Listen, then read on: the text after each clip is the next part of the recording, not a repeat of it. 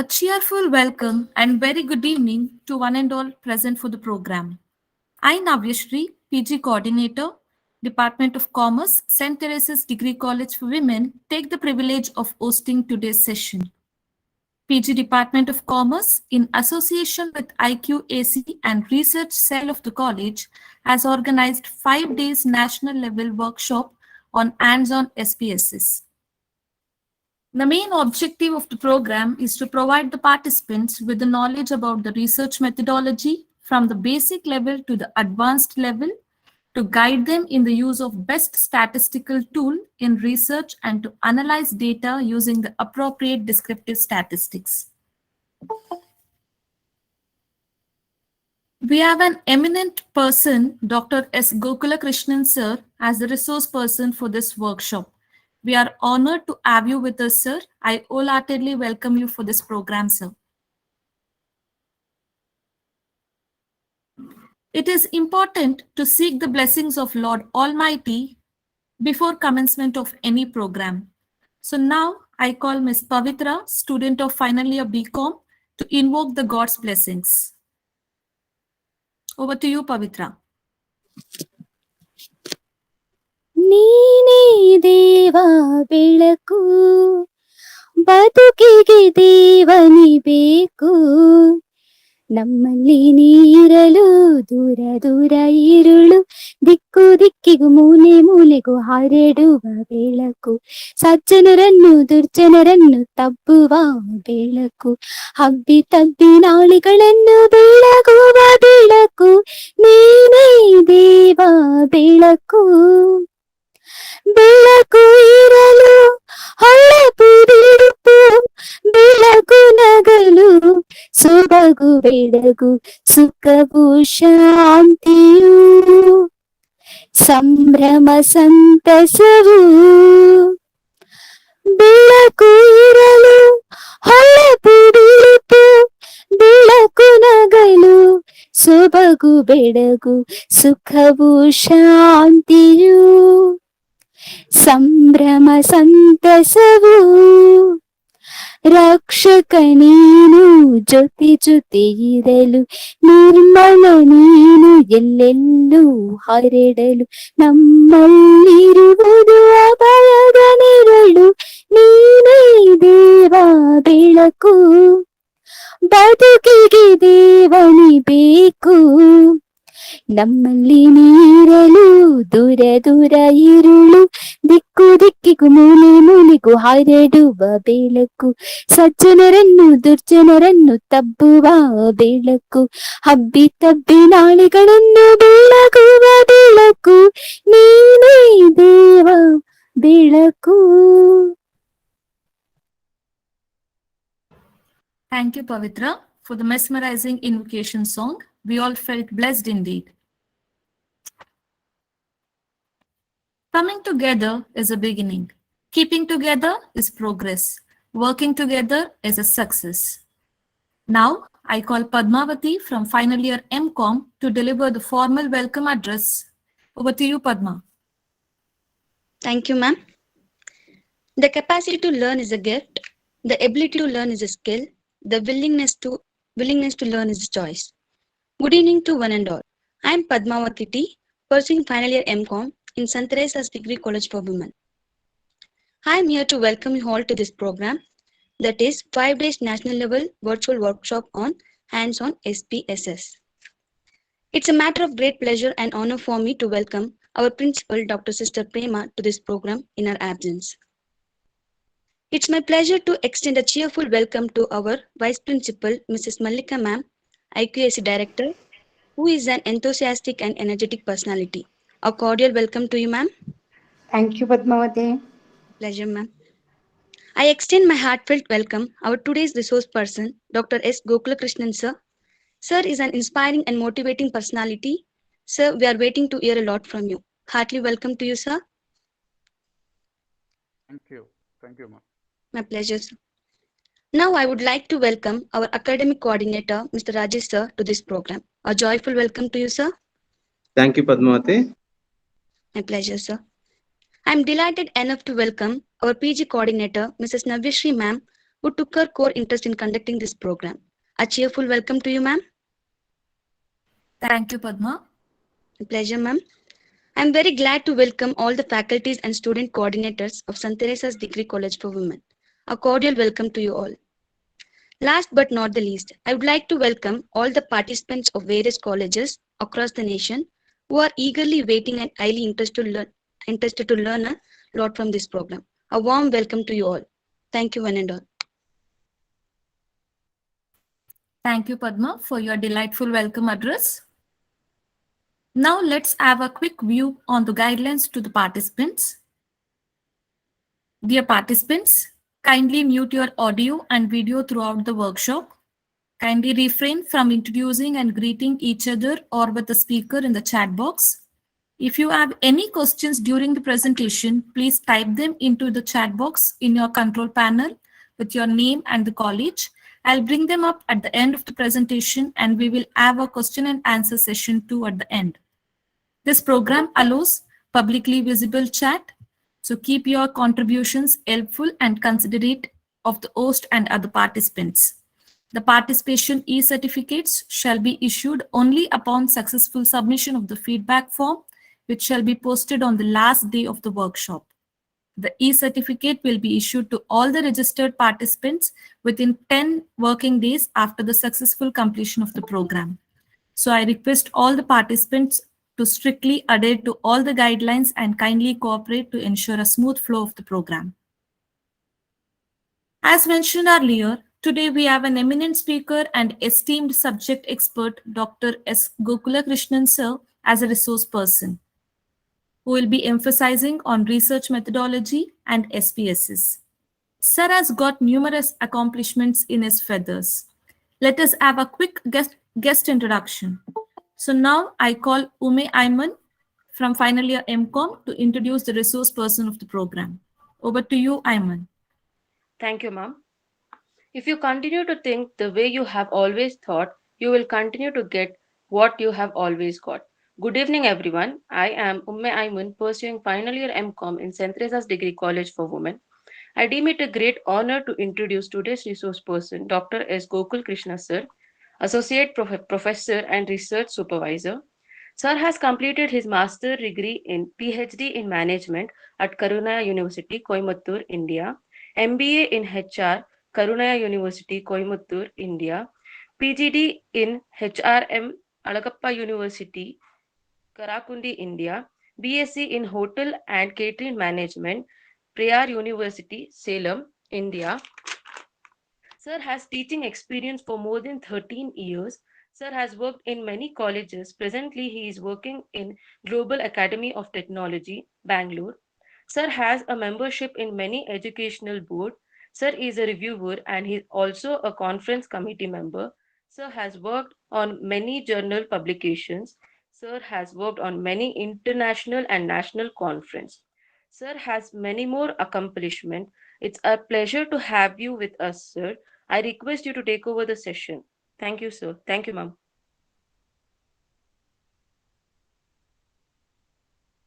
Thank you. Thank you very much for the warm greetings and providing the opportunity for me to share my knowledge with all of us. Before I will start, I will share my screen. And if any queries are there, as mentioned by the host, we are always insisted to mention it in the chat box. Just give me a minute. Let me share my screen, then we'll start about it.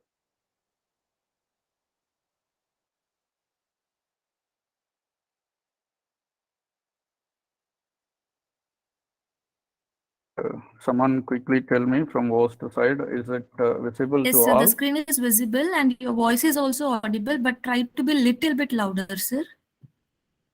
Okay, fine. Now is that okay? Yes, sir. Okay, thank you very much. Thank you all. And first thing, we know very well, especially when it comes to the learning process.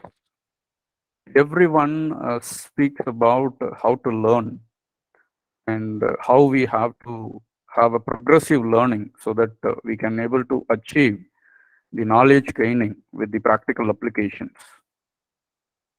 And ultimately, when it comes to the learning platform, we academicians are the pillars, build the nation so that the entire nation will grow progressively.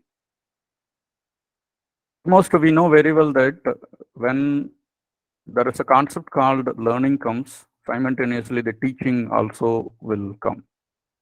Whenever we think about the teaching, pedagogy, immediately it comes to our mind, it is about researching. A person, when we started searching about the things, he learns more. When he learns more, he can able to deliver more. That is the short and sweet definition or a meaning of the research. Those who are attending this workshop, you must be knowing about all these things. So without making a much delay, let me get into the today's discussion. Completely the first 1 hour, we will be concentrating on how to write an article, and the second portion of it, we are going to discuss about how to create and research methodology and questionnaire. We know very well that what is exactly required when we are going for the research article writing. Well, just all of you have a close view about this thing, because I strongly believe in this statement. You know very well that nowadays everyone speaks about the plagiarism. And whenever we are going to utilize the conceptual ideas, nor the statements which has been used in the different sources by the different authors directly without changing anything, that is called as a plagiarism. But we are much feared about it. And nowadays you can observe that the higher education institutes as well as the under UGC, everyone speaks about the plagiarism. We are not supposed to do that. Actually, the fact it is this: if you steal from one author, it is a plagiarism. If you steal from two, it is research. Not motivating any participant or any author to steal the things. The way which we present, it's supposed to be in a proper manner where we can get the proper permission and the citation so that the ideology and the conceptual things can be represented in a different manner. Okay. So that is the first thing which I believe in that. First of all, let us understand quickly what exactly mean by researching and when we used to do a research. Whenever a person wants to explore certain things, it could be in place or it could be in destination or it could be in terms of exploring the knowledge. People normally tend to search, then they will get into it. Actually speaking, research starts from your curiosity and the interest.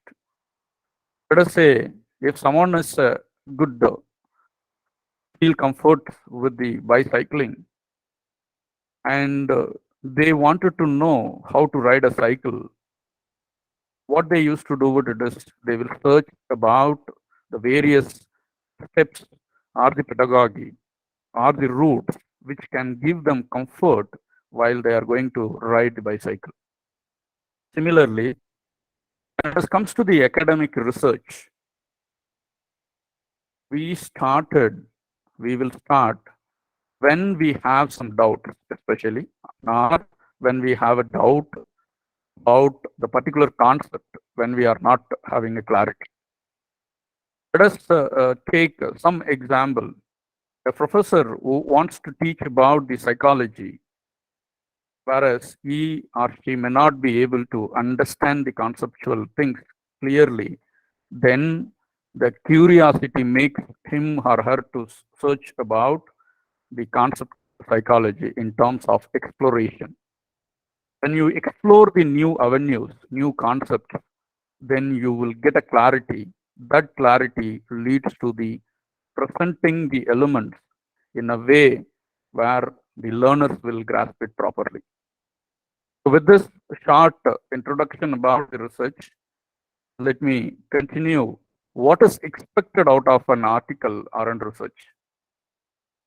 You know very well that the society of education has these four stakeholders. First of all, as an author, I am the first stakeholder. And what is expected from me when it comes to writing an article or a research? Second stakeholder who get benefits out of research or writing an article, it's an institute. And third one, ultimately, a reader who motivates us to write more number of articles and who encourages and criticizes in terms of presenting the facts and so on. At last, but not the least, actually, whatever whatever we are going to do it in the future, it is going to be benefit to the society. Let us try to understand in the micro level how an author will get benefit or an outcome out of a research or when he or she is going to write an article. The beginning itself, I have told you that it is going to enhance the level of teaching. Unless or until a facilitator nor a teacher understands the concept with the clarity, the advanced method of applications with the recent trends, he or she may not be able to deliver it according to the requirement of the society as well as by the students. So the first and foremost advantage for an author when he or she is involved in the research, it will equip them or empower them to deliver in a more clarity manner to the students from the research. That's the first one. Second element, ultimately, gaining and visibility among the teaching and research community so that whatever we does, whatever we are going to do it will make an huge impact among the teaching fraternity as well as research fraternity. Nowadays, we can able to find it out last 10 years. Everyone speaks about the citation. The citation, it is nothing but the outcome of your article or research. If someone is citing your article, which means that you have identified the right gap, then that still serves the purpose. We will speak more about the citation, okay? Because when I'm going to identify the research gap, that is a core essence for the citation. Unless or until a researcher not able to map the right research problem and the gap, he may not be able to make an impact, either it is a micro level impact or macro level impact in the research, especially in the field of study. The fourth one it is when I'm going to do a research as a researcher or a teacher, surely I can able to attract the project funds from the various funding agencies and the governments. And that will make you understand the various avenues where you can sell your knowledges in terms of writing a research article. And finally, the other personal gains and professional gains. Ultimately, whenever we are going to start any research work, either it could be an article or either it could be a thesis or even it could be any analytical study, which we need to keep in mind it is these are the benefits or expected outcomes that's going to be there. Second stakeholder, you know very well nowadays, every institute is insisting the faculties to go with the more number of publications, especially in the high indexed journals. We know very well that how it is going to be benefit for the institute when it comes to the accreditation process, either at the national or international level. Ultimately, when they are able to get the accreditation through the research works by the faculty members, they can able to attract the talented pool of students, which will make their standard to the upgraded. And the third one, it is all about more funds will be flow. When you know very well, very recently the higher education policy is categorizing the institutes into the different levels. One, it is that research institutes. These are the three expected outcomes whenever we are going to write an article that will make a huge impact among the institutes. And the third one is about the reader, a reader. It's very, very important. And we need to understand from the perspective of the reader when you are going to write an article and or give the research views with the proper justification. Unless or until if we are not able to do that, then we may not be able to influence the researcher or reader in terms of conveying your thought process and knowledge sharing. We need to think twice when we are going to write the article. Unless or until if you are not able to attract the readers, more number of readers, the above said points when it comes to the institutional level and the author level may or may not be able to achieve it. Because we know very well that to the society, which will ultimate gainer actually, may create micro or macro level impact on the society in terms of education and research. These are the expected outcomes. Why I'm presenting this as an initial slide to all of us, it is before we start any work, either it could be in research or anything, we need to have an idea about the expected outcomes. Accordingly, only we can able to proceed further. If a person do not assume the expected outcomes, the outcome also may not be streamlined properly.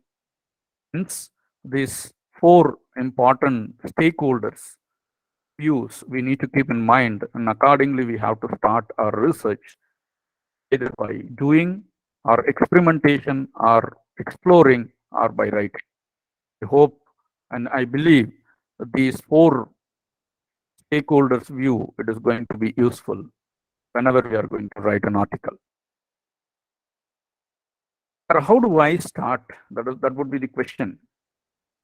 Well, we have assumed what is our expected outcome and how do I do that? The prerequisites is there whenever we are going to write and research article. One, it is about the authorship. Most we can able to differentiate the way which foreign authors are writing their article with our country and how they collaborated each other when it comes to the articulating the articles in a different perspectives. Ultimately, even if you take in standardized journals, which is indexed in SCI or so on, you can find it, the collaborative outcomes will be better than us. The reason it is, they will collaborate and equally contribute towards the articles. Let me give a simple example. For example, when a person, an author, who has an idea alone, but he or she may not be able to have a complete idea how to execute that.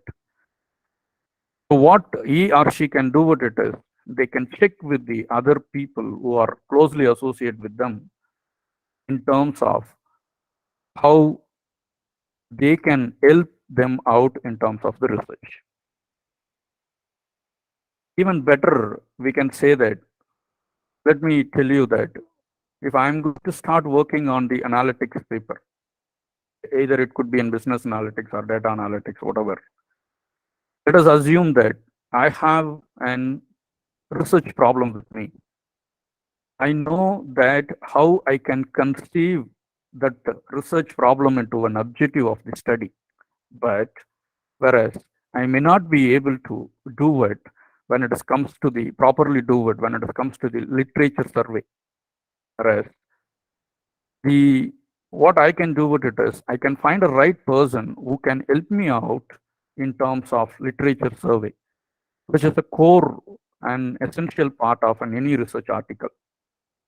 When a person could able to deliver that properly, your work has been minimized, the minimized effort. Similarly, Let us say that a person is good in terms of data collection or designing a questionnaire.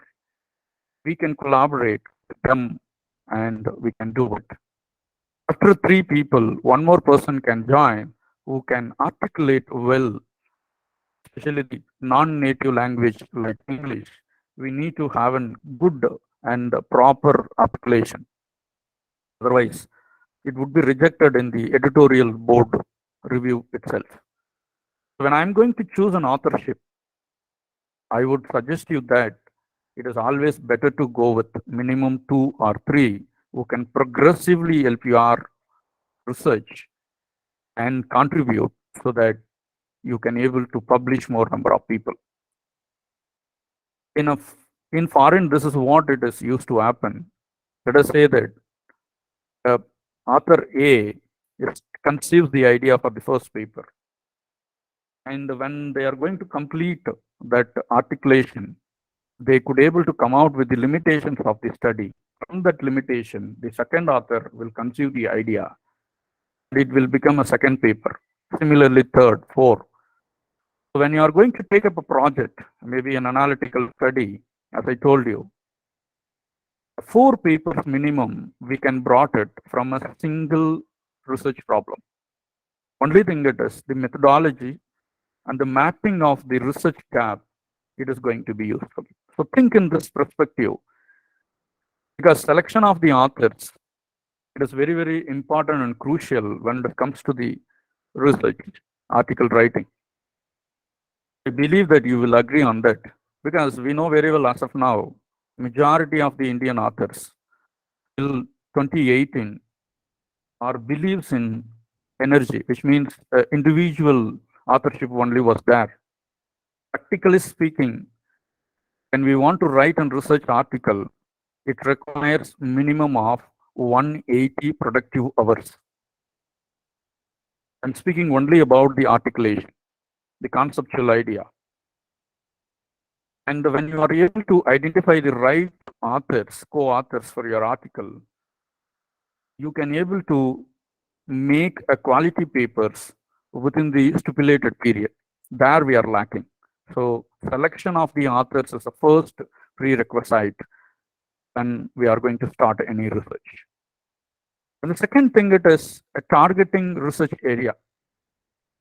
It is targeting research area. It is not only about the current trends which is happening actually. It could be an old one also, a traditional one also. So only one point we need to make it clear, how my research study or research area going to make an impact in the field of that particular element, and how my readers going to get benefit out of it. Nowadays, we can see that the trending terminologies people are focusing. When it comes to the next 2 years down the line, that particular topic becomes obsolete. So that the problem here it is, the people start forgetting about your research contribution. There won't be any kind of citations. It is better that you pre-assume now itself for the after 5 years down the line, maybe after 7 years down the line, what could be the trend. Accordingly, you need to forecast, and accordingly, you need to choose a research area, and then it can be done it. This is one method. Second method it is, sir, I'm not good in that. Okay, initially, when someone is exploring into the research, we may not be able to do that. By the time, what we can do with it is, we can concentrate on our own interested or expertise area. Whatever the subject we teach, from that we can take some essence, and accordingly we can start working on it. These are the 2 important aspects we need to look into it when it comes to the research area selection or targeting the research area. Third one, it is journal which you want to publish. In Indian context, we know very well that it is all about writing an article and searching for the journal. When you go for the Western culture of writing, it is not like that. Instead, they will choose the journal, and accordingly they will start writing it. That is a trend actually. And when I'm able to focus on a particular journal or on particular publisher, I'm able to understand how the flow has to be. Let me give some clues here. Take any article, they will follow any one methodology. One particular journal, they will give more emphasis on analytical perspective, whereas and another journal will focus on the write-up, whereas the another journal will focus on discussions and conclusion, how you are concluding. Doesn't mean that we are not supposed to go only with one perspective. Research is comprising of everything, right from the gap identification, that is review of literature, framing of the questionnaire, research question, then the objective, then setting up the measurement tool, then analysis, then the relevant discussion, then limitations, and so on. So what I'm trying to convey here it is, we need to understand the process and perspective of journal which you are going to visit. Sometimes we used to upload or send our articles to them. Finally, they will tell that your journal or your article, it is not fixed under our scope of the journal. Why? Because we have not understood the essence of that particular journal, how they are accepting it. Okay. Now, this thing which I came to know very late, actually, after 8 years of my teaching. After that, when I came to know that this is a context. So I would insist all of you that you, before writing an article, please try to focus on a journal selection and accordingly proceed further, so that it will minimize your effort and minimize your energy and minimize your timing also, so that the quality also it is going to be improvised. Nowadays, we can able to see that even the editorial board is insisting us to cite the articles which has been published in the respective journal, so that the acceptance rate is going to be higher. The third one. The fourth one, it is all about the synergy that I have spoke in the first point itself. When we are going to choose the authorship itself, it is going to be there. The next thing, it is number of man days. It is very important one. Now, how much time we are spending with our article and research, it is very, very important. Hardly we know very well that we used to spend a very, very few or minimal hours. It matters. On average, 60 to 80 man days has been spent by a foreign researcher, whereas by an Indian researcher, when it comes to the tier 2, tier 3 institutes, it is hardly 2 to 3 days. Man day, it is meant for 8 hours. Hardly you will spend 16, 20 hours. That may or may not give the quality. So we need to be very careful on that, which means the progressiveness, so that we can able to achieve more quality, and that will make the impact in terms of acceptance rate of your article. And finally, which is very important, even in previous slide, I have insisted that the reader's view, consider your audience. Simply writing the things may or may not be useful. When you are going to focus on your audience, what they need, how they need, accordingly, if you go for it, then it is going to be good. Whatever the points I have told you here, it is from Academy of Management Journal.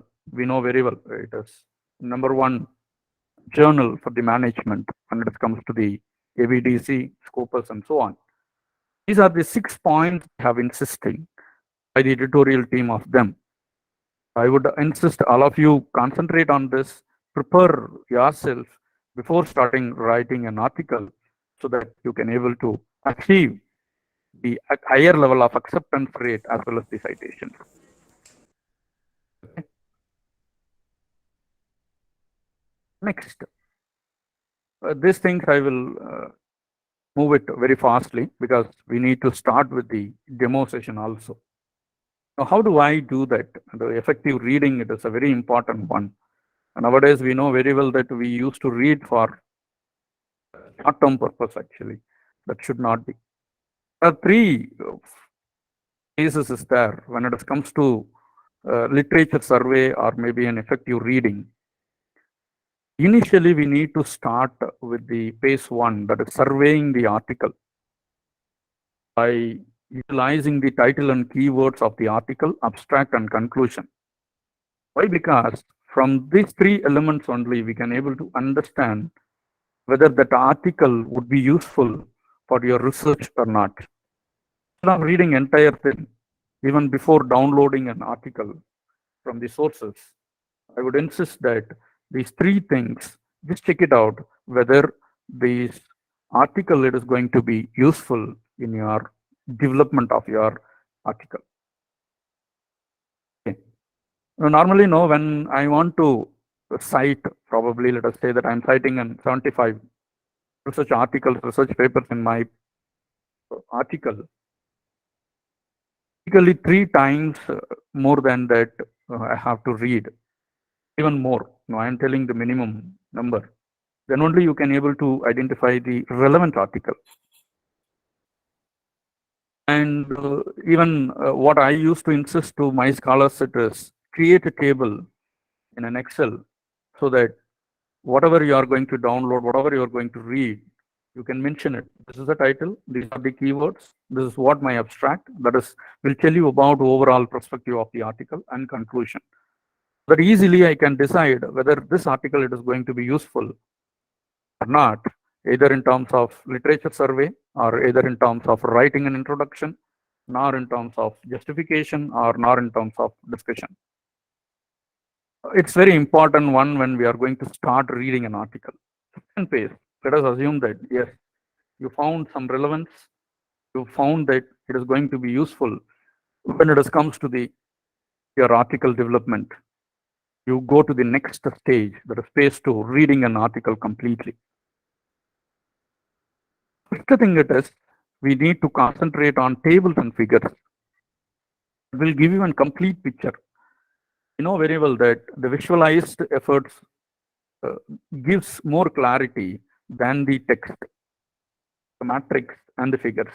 So concentrate on that. Then you start reading the introduction.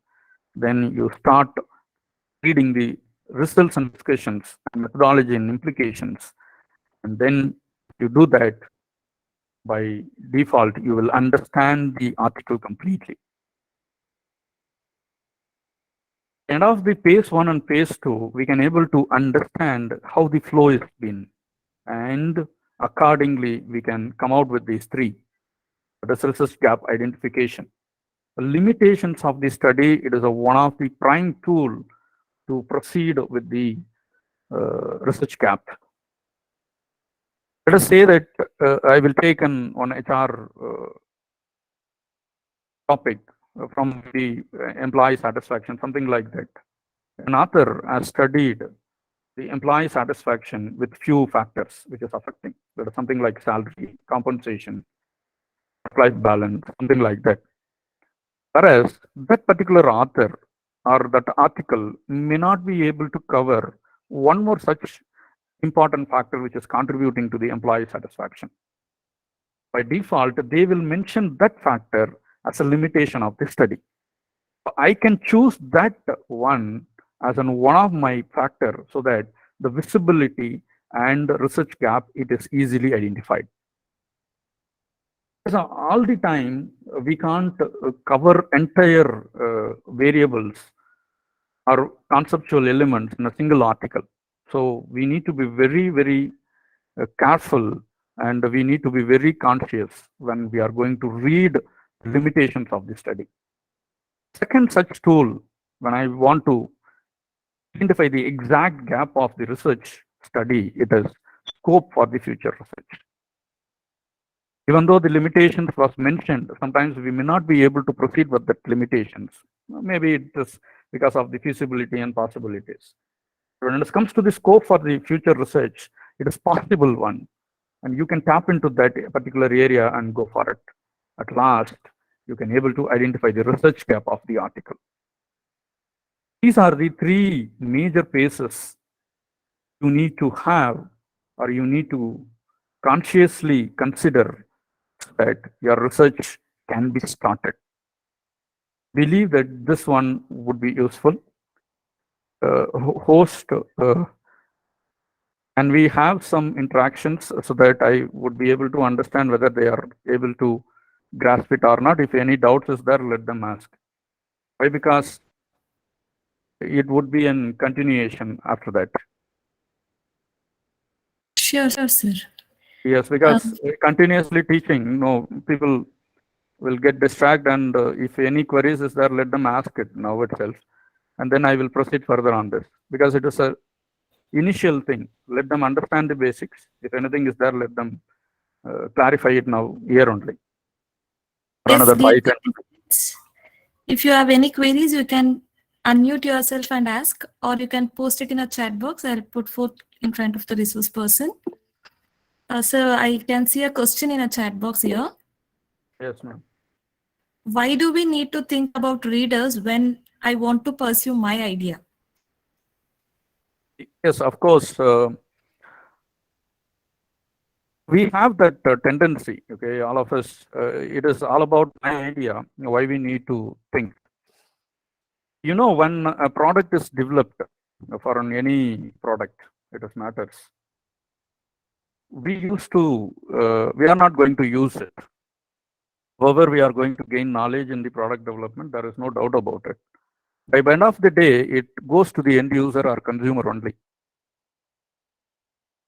Ultimately, when I'm going to present my thoughts, present my conceptual knowledge, it should make some impact in the research or maybe in the field of the study.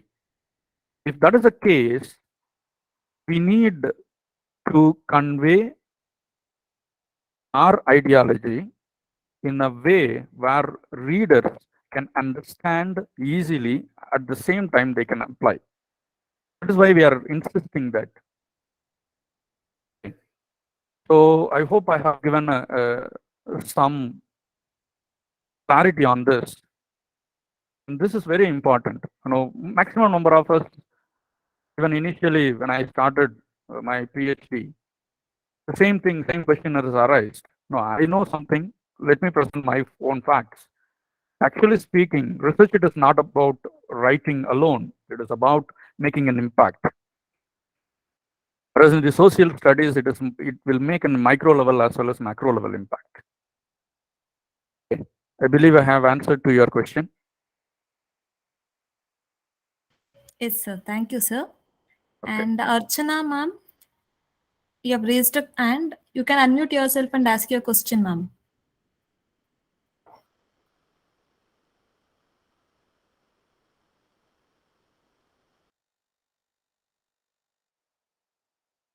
Yes, I think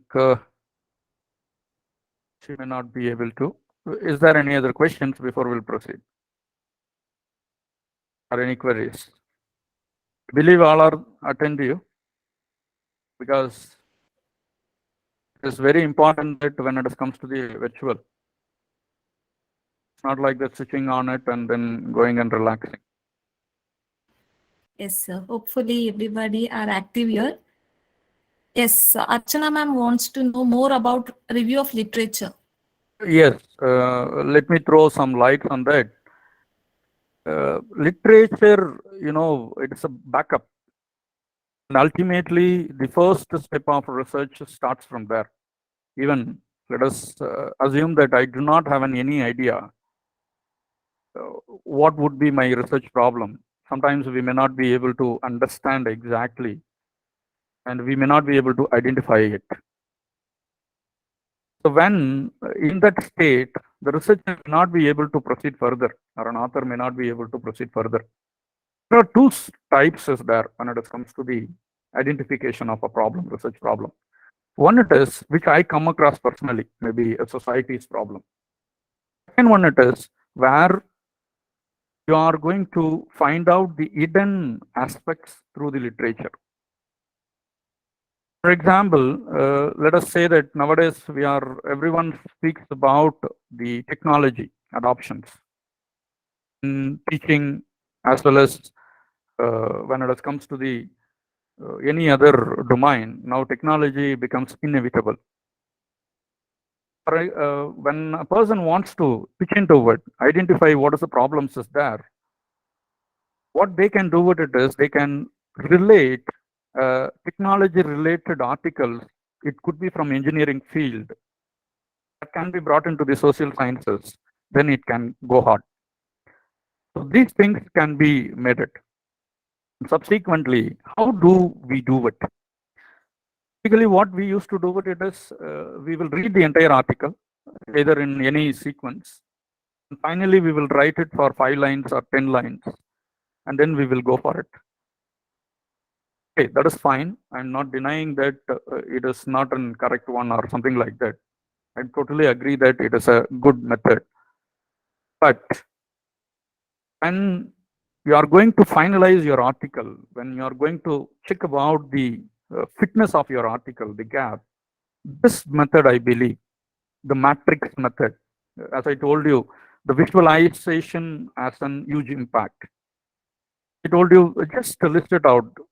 Article number 1, the title, then the keywords, then the objectives, or the statistical tools they used it, and the limitations, major outcomes, and what is their scope for the future study. If you make it like that, it's very easy for you to understand what is the gap first.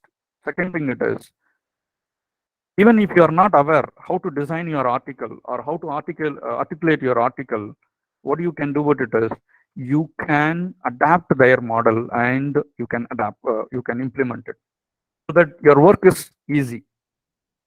Instead of reading the complete thing, okay, so that you can able to do it. This is the one important strategy. Okay, so if you have pen and paper, please write it down.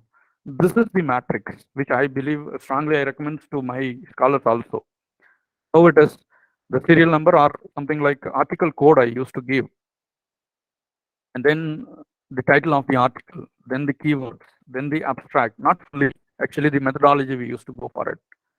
And in that methodology, there is a 4 components. One, it is about research design, sampling design, observational design, and statistical design. When I'm able to understand this thing clearly, my half of the work is done, and even I can try new things. Sometimes many people will struggle, no, in terms of selection of the right statistical tool. This will minimize that struggling, actually. And after that, as I told you, the limitations, the hypothesis, what has been proved, what has not been proved, that will give a complete clarity. Even after 10 years down the line, if you want to check it out, what you have done it in that particular article, it is very easy for you to track it. Otherwise, what you need to do with it is you need to read the paragraph. The paragraph, it is a, what we can say, that precise one. It's not in detailed. Sometimes we will write only hardly 2 lines after reading in 24 pages of an article. That will minimize it. I believe, Archana ma'am, I have given some clarity how we can approach and write the literature survey. Is that okay?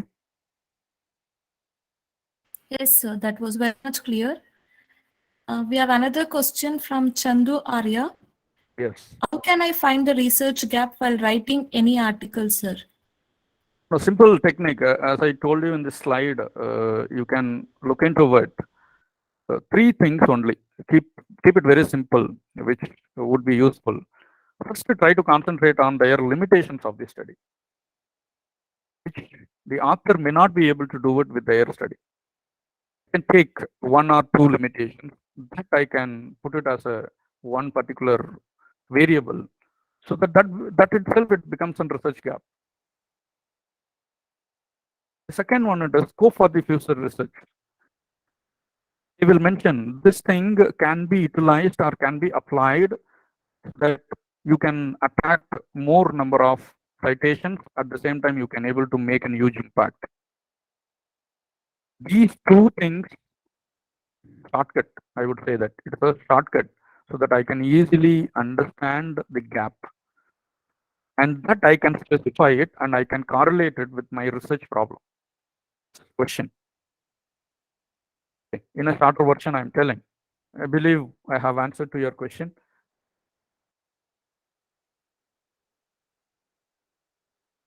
Yes. Yes, sir. Thank you, sir. Okay. Yes. Shall we proceed further on this? If you Yes, have sir. any queries, you can mention it in the chat box. Quickly, I will move on it, because our agenda, it is not about completely about the writing an article. Actually, we wanted to pitch into the hands-on training for the SPSS. There are few things I have done it. Okay, I will share it with the host. You can go through it, because this and all, it is exactly from editorial board of Academy of Management Journal, how we have to proceed further. The conceiving or drafting the outline, writing a literature survey, the step 1, step 2, step 3, and so on. And the drafting, how do you can proceed with the data collection analysis and so on. A lot of things is there, and you can go for it. Just because we need to go for the things now.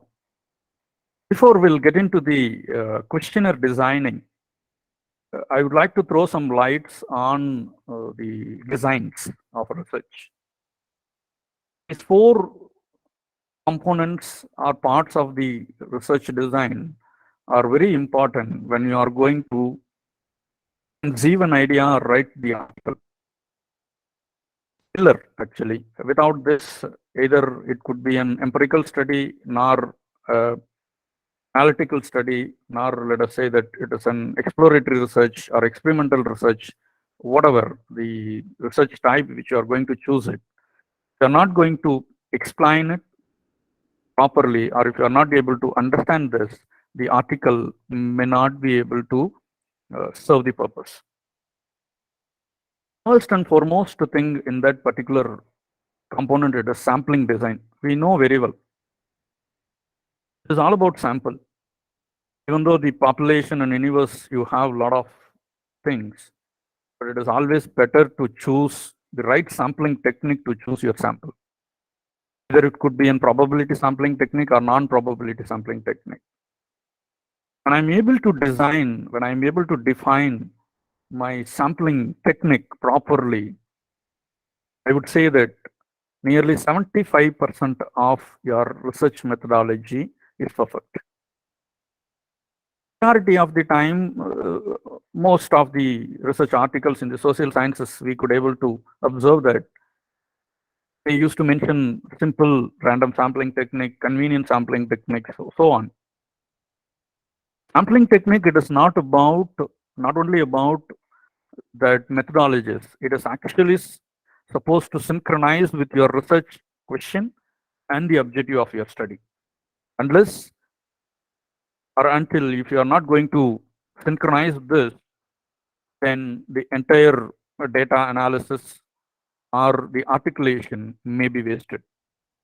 I would insist that these 3 things should synchronize properly. One, it is your sampling technique. Second one, it is about your objective of the study and the research problem.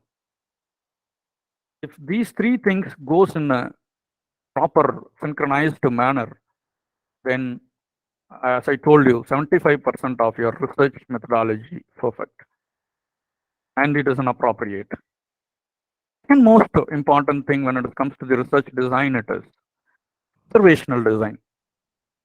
It's nothing but data collection. We know very well. Normally, we have 2 broader classifications. One is primary data collection method and secondary. When it comes to the primary, typically there are many methods. There are observational method, observation method, schedule method, questionnaire method, telephonic interview, this, that, and all. And what I'm telling here, it is sometimes we need to go with blended methodology. For example, in terms of marketing, we can speak when a producer of a product, he wants to understand the perspective about that particular product in 2 different populations or 2 different samples. One sample, one category of sample, it is end user, the consumer. The another category people is customer. Okay. Same kind of questionnaire, I may not be able to use it. What we can do with it is the customers who is an people who helps us to reach our product to the consumers can be observed, can be collected, the responses can be collected through the schedule instead of the questionnaire. But you will have a huge impact on that interview method.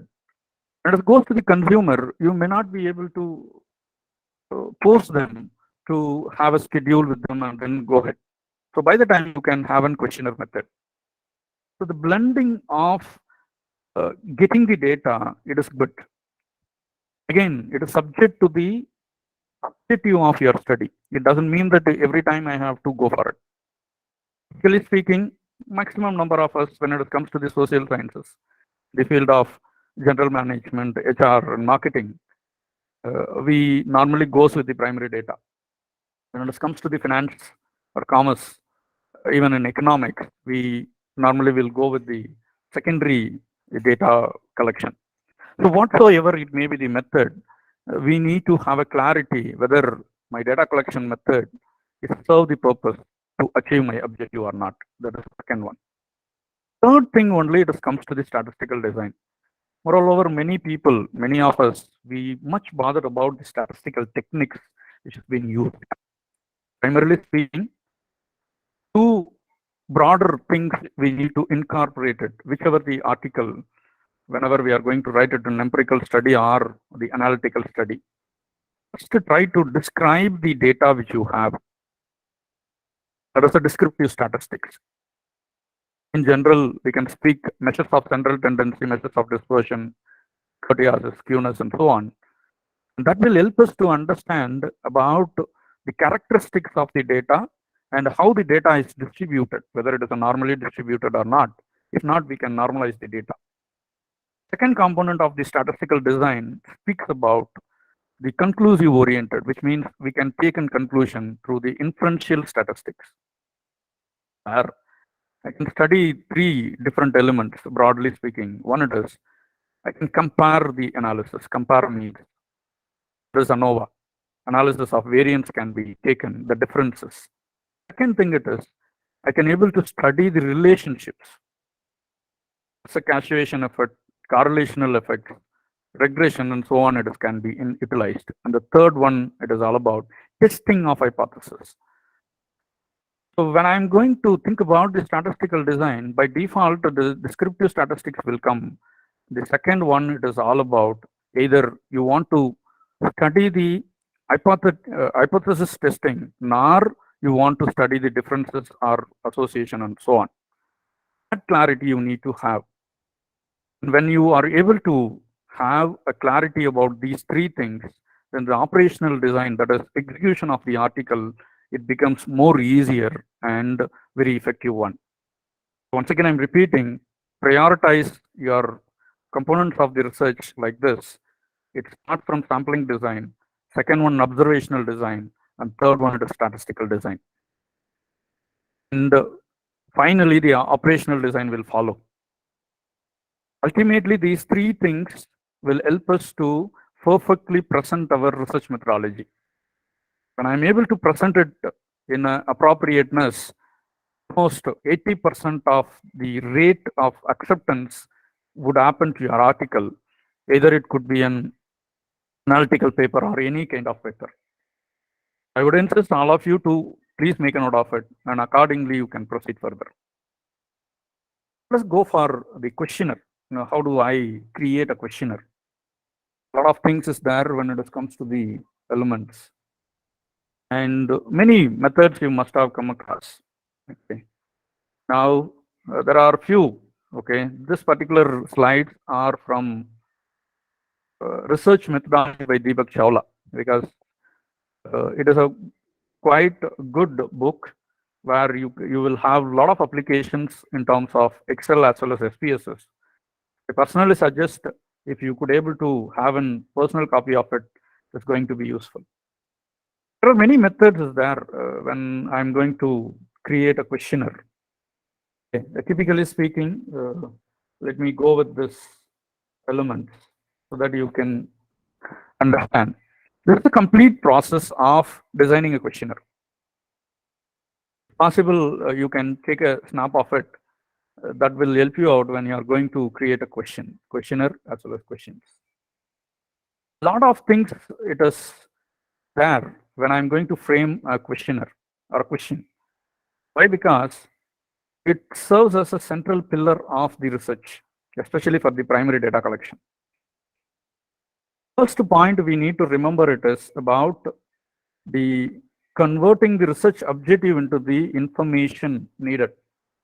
Whatever we have conceived as a question, it has to be focused on how do I convert that objectives so that I can able to measure. Please do remember always, whatever the objective we are going to keep it for our study, it should be measured thoroughly. If not, you may not be able to fulfill the requirements of the discussions.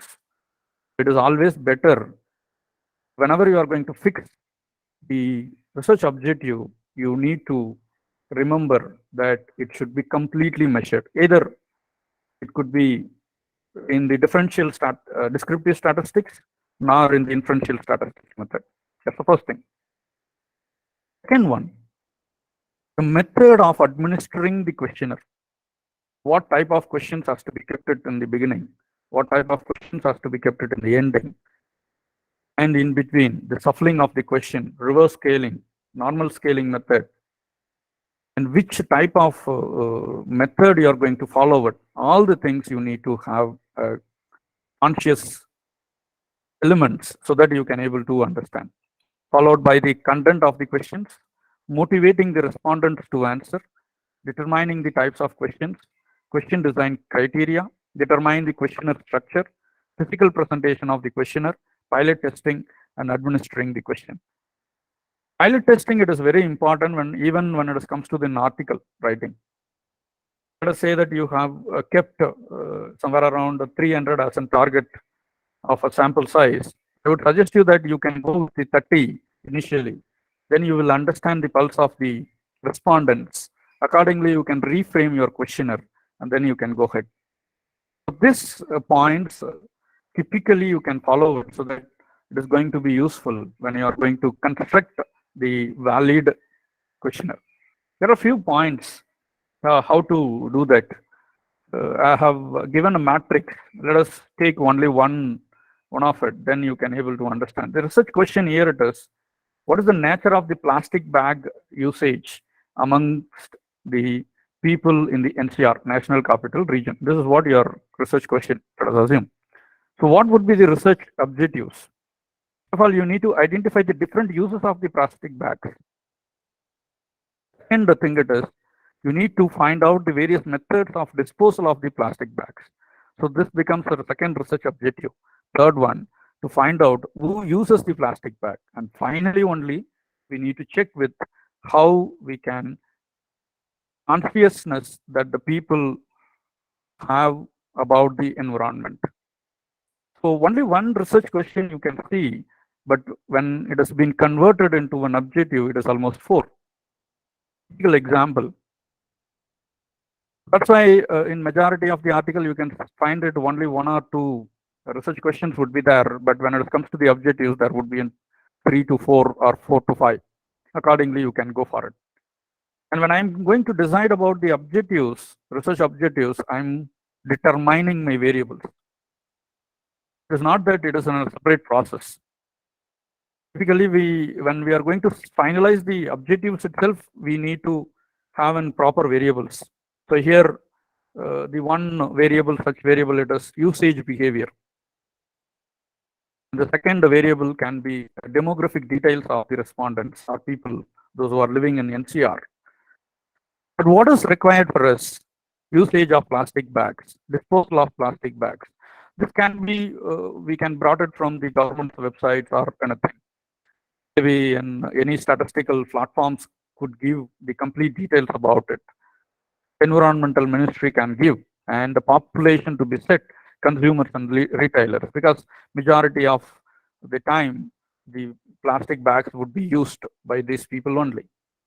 This is how the research question can be converted or designed into an objective, and from that you can derive the variables and the information and finally you can set up the sample.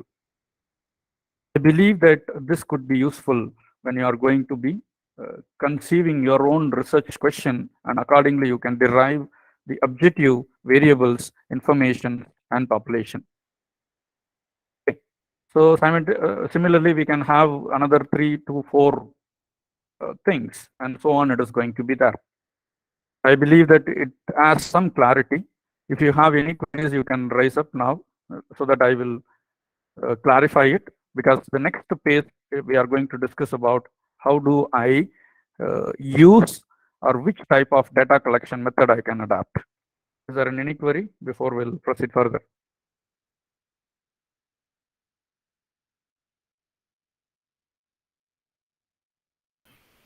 I don't find any question in a chat box, sir. I think when you were explaining statistical design, Girija ma'am has put it explained once again. Yes, So please. apart from that, we don't have any other queries, sir. Okay, I will repeat it once again, that the statistical design, there are two broader sense actually. Whenever I have a data, primarily I need to understand the nature of the data, or we used to say that the characteristics of the data. For that purpose, we will try to describe it either in the form of matrix nor in the form of visualization, that is basic reporting, either by bar chart or pie chart or histogram, something like that. In that itself, I could able to understand where the data, especially for one variable, it is centered. There is measures of central tendency. So when I'm able to identify a mean value of the particular variable, which I'm using it, I can able to understand how far the data was distributed.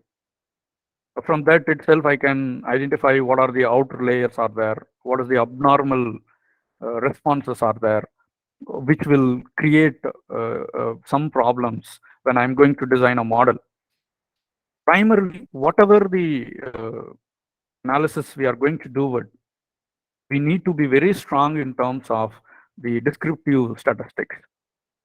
Ultimately, when it comes to the econometrics data, financial data, and commerce related, standard deviation and variance plays a quite an important role. Deviation is supposed to be permissible level. If it goes beyond, we can able to understand that it will make a huge impact when it comes to the creation of the model, or when you are going to find out the conclusions that. So the first thing it is, whenever I'm going to think about the statistical design, by default, we need to run this. Even percent analysis also, it is one of its kind. Second thing it is, as soon as I done, what I need to do with it is, I need to think about my objective, research question. When I'm going to think about my question as well as objective, accordingly I can choose which category of inferential statistics I can go ahead. Do I have an objective that it requires only testing of hypothesis? Either it could be a non-parametric or parametric test. So that I will conclude my research by including that hypothesis testing any one tool.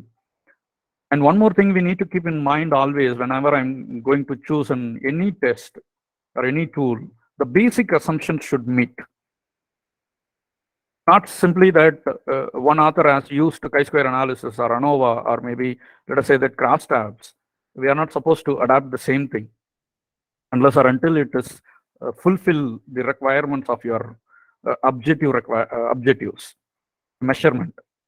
The second thing it is, as I told you, the analysis of variance, how it is differing. In that sense, normally we used to go with analysis of variance.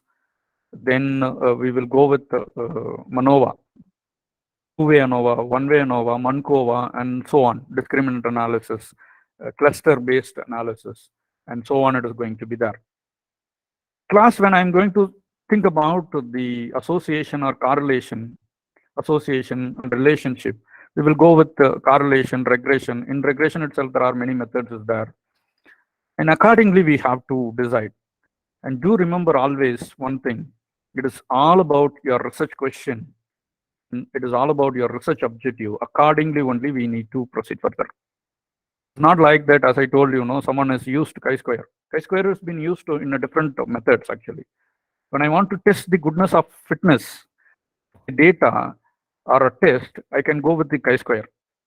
Sometimes when I am using in categorical scale, where I need to measure the continuous scale, by the time I can go with the chi-square. A lot more things is there. Okay. And basic thing it is, we need to keep and do remember the assumptions of the each and every statistical tool which we are going to use it, and which should be useful when it comes to the implementation of part. Okay. So is that clear, ma'am? Maybe you can go whomever is asked. Is it clear? Yes, sir, it was clear. Okay. There are no more questions, sir. You can proceed further. Thank you. Now, is that statistical package link has been sent to them? Yes, sir. I've shared the link to all the participants. Hope they have downloaded the software as well. Okay. Now, I will give this slides, ma'am, in a PDF format. Okay, you can forward it to them if they are in need, because it's completely from that particular book only. Okay, so let them understand, and accordingly they can proceed further. Because now itself it is almost 6:45. Let us start with the installation process of SPSS, and then we can begin, ma'am. Okay. Yes, And sir. in the slides, I have added few more help or tips how we can able to focus on our writing. 10 principles of writing an academic article, then different types of the research papers, the checklist especially before and after writing or during writing the articles. What are the major things you can look into it, so that you will not miss anything, and the quality of the article also it is going to be good. Okay, so this one again, it is from the Academy of Management journal, which they have given. The completely whatever the lecture I'm delivering now, it is completely from that particular thing only. And the last one, we can see that the impact factor and different indices, the indexing agencies which we have. For us, it is Social Science Citation Index, SSCI, very much important. And another thing, it is Science Citation Index Expanded, SCI also it is there. Predominantly, we are believing in the Scopus Elsevier's product. Then the SJR ranking again, and Conference Proceedings Citation Index. And Conference Proceeding Citation Index by the Social Science and Humanities Edition. And the source normalized impact per paper, and so on. Many methods is there. And based on this one, the impact of your research article has been measured. When you are able to listed in this particular citations, then your visibility gains more, and accordingly the citations also it is going to be increased. Shall we start with the SPSS, ma'am? Yes. Yes, sir, you can. Okay. Have you installed it, ma'am, in your machine, so that we can start from the installation? The participants can start doing it simultaneously, because already I have installed it in my machine. Yeah, we have installed, sir. I think the people are not installed. We just guide them. Oh, yes, that is better, because some people may be completely new to the SPSS platform. So it is always better to demonstrate them. Nivya ma'am, have you installed it, or? No, sir, I have not installed it. Could you be able to share your screen, and then you can start installing it? It will take hardly 2 minutes. Then after that, I will start from my end. Okay. Is it okay for you? Yes, sir, not an issue. Okay, ma'am. Okay, ma'am. No, the people are commenting in chat box. They have not installed, it seems to be. Yes, sir. Okay, I will stop sharing my page. You can sharing it.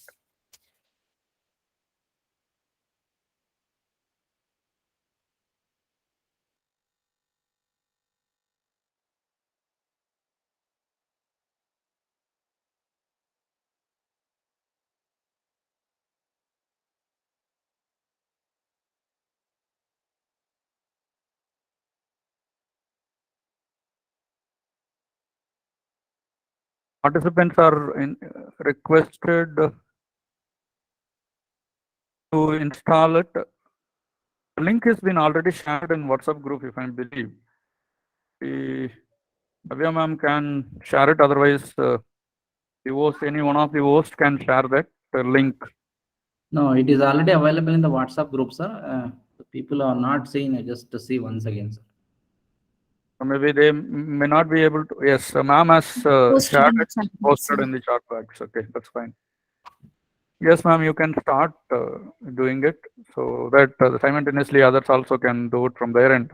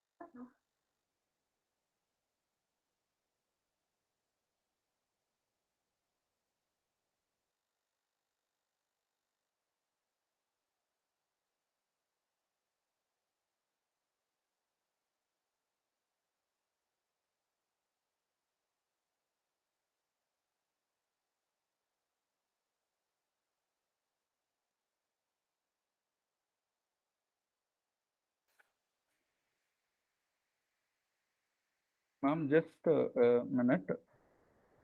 Okay. Yes, you click on that free trial version. And if your internet speed is good, then immediately it will getting downloaded.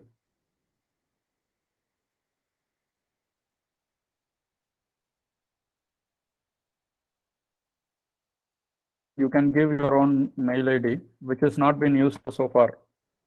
Otherwise, again, it will not come out.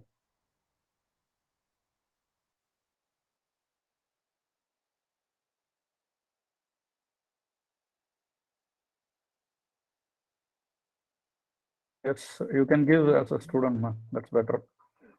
Because it is trial version. Yes.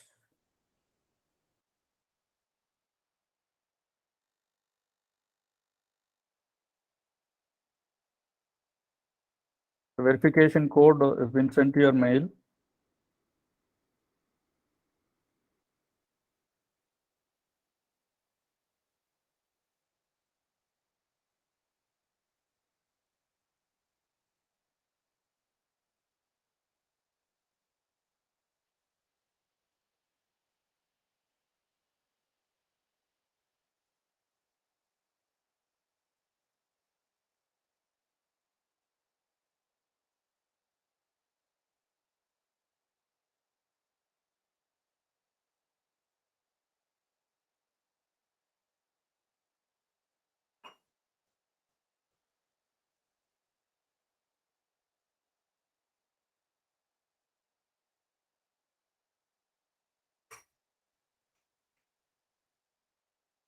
Yes, you can download it.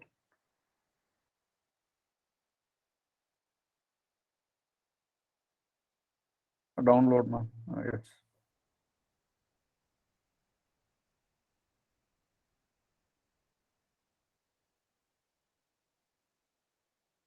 How many of them have already installed or downloaded the software? Just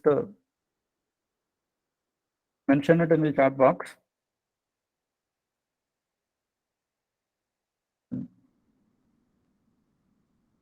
Anand Kumar sir, tell me. Sir, I have installed it, sir. Okay, okay, thank you.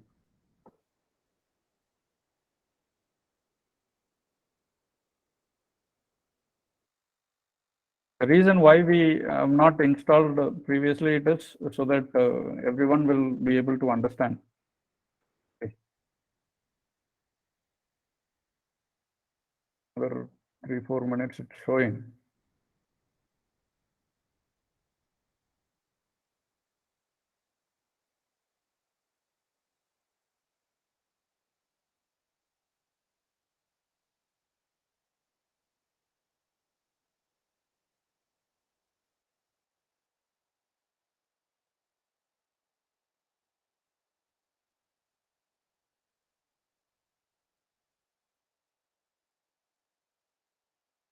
Okay, fine. I think it's taking some time. Meanwhile, what I will do it is I will open my screen and we'll start having an basic understanding and overview of the SPSS. Ma'am, if it is ready, just tell me, and then we'll start with the installation. Is it okay, ma'am? Sure, sir. Okay, fine. Now, we'll share my screen.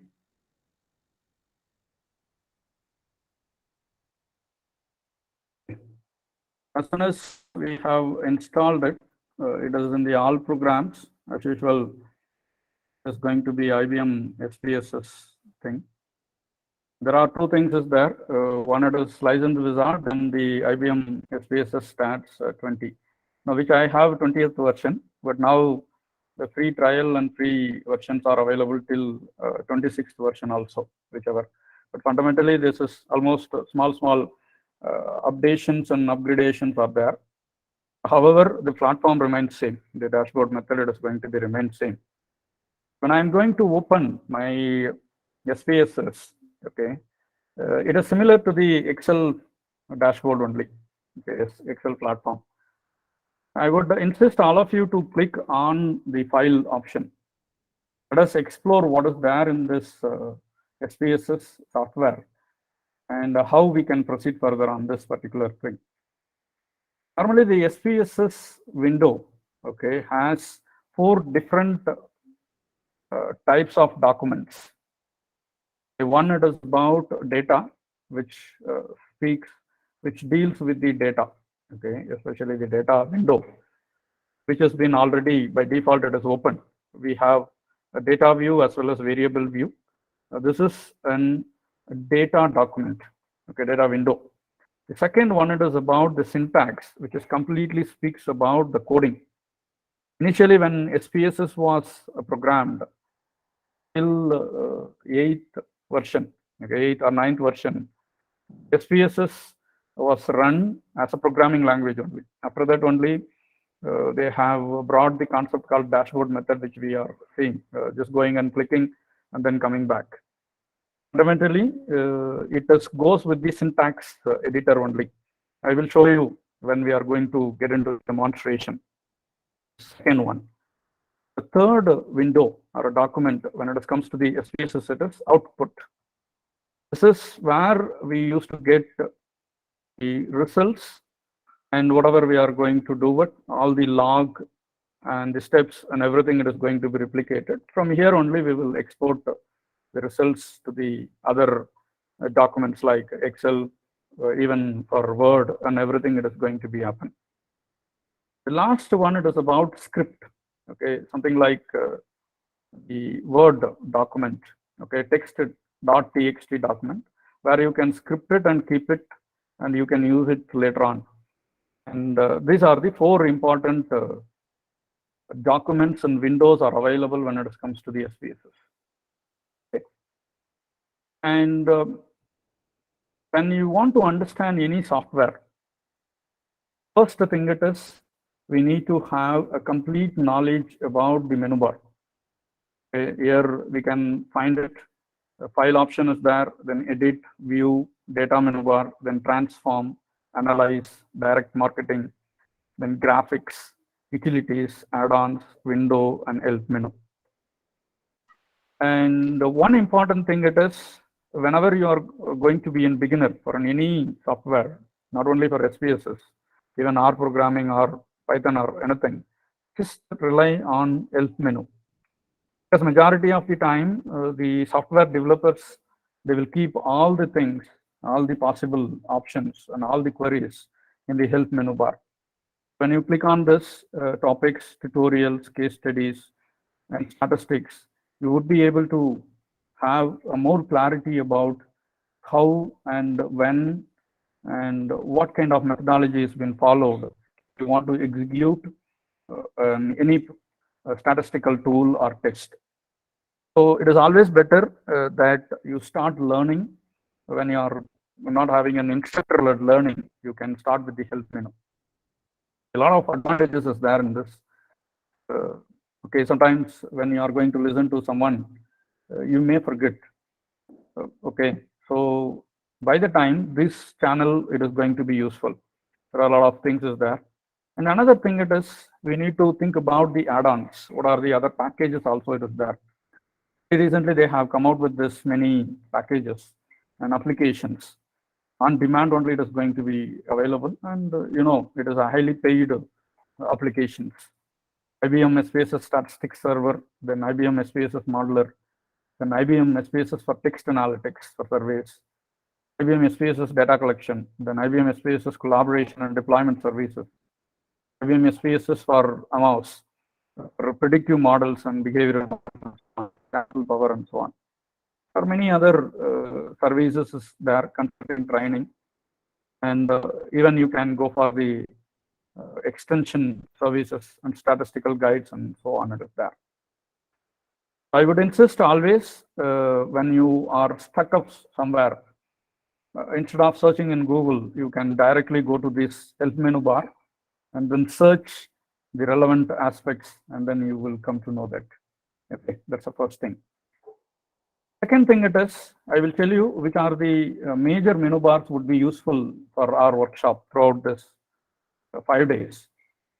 First one, by default, data menu bar. Please make a note of it. And I will tell you the flow, how it has to be done it when it comes to the SPSS software. There's a steps is there, we need to go for it. Second important menu bar, which could be useful directly, the direct impact it is going to be transform. Where I can code, recode, then I can prepare the data for modeling. Then how do I replace my missing values? How to create a time series? How do I generate the random numbers? Visual binding, optimal binding, and computing the variables, count the values within the cases and everything it is going to be there. Primarily, the transform menu bar, it is meant for formatting the data according to your objective and according to your hypothesis. And the third one, which is very important, of course, as I told you, both descriptive statistics and inferential statistics tools has been presented completely here. Okay, you can see that the descriptive statistics as frequencies, there is percent analysis typically, where you will have chart, different types of visualized effects and so on. And descriptive statistics, then the explore crosstabs, ratios, PP plots and QQ plots and so on. The tables, the compare means, this is what I was telling, when we are thinking about the different agendas behind the testing. This is one. When I want to compare the means, what are the tests I can perform? One sample t-test, independent sample t-test, paired sample, one-way ANOVA, and so on.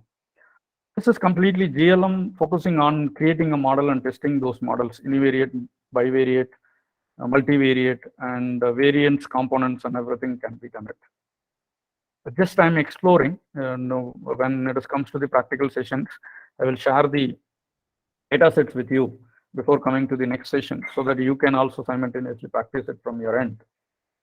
And this is generalized linear model where you can estimate the equations. Mixed models, the correlation, it's a most commonly and widely used statistical tool for testing the associations and relationships. Then regression, linear regression, logistic regression, weighted and ordinal, many methods is there, long linear, neural networks, multi-layer perceptual analysis and everything can be done it from here. And classify would be useful when I'm going to deal with the heterogeneity subsets like cluster analysis, decision tree, discriminant analysis and everything you can do it. And ultimately the dimension reduction, factor analysis, exploratory factor analysis and confirmatory factor analysis and correspondence analysis, everything can be done it from here.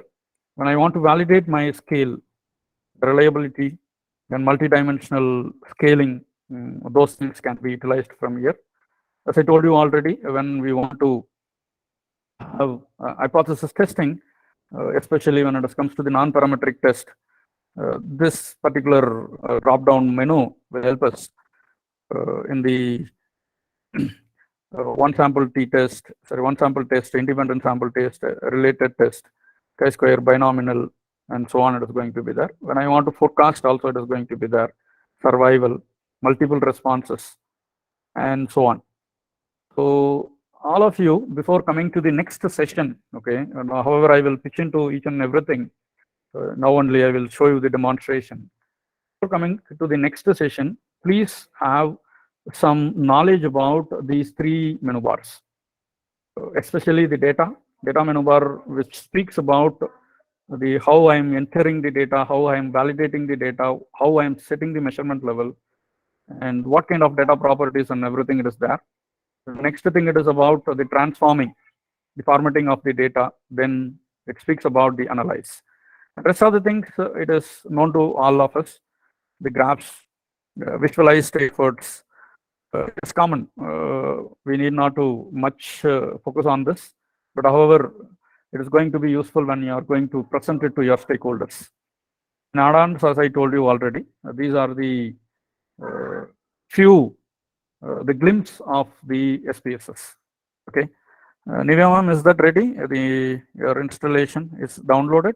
Shall we proceed with your installation process before I will get into this? It's almost done, sir. Okay, you started installing. Yes, sir. Installation is done. I just agreed to all the terms and conditions. Okay.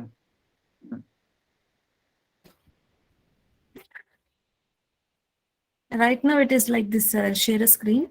Yes, please. I will stop sharing, then you can. Yes.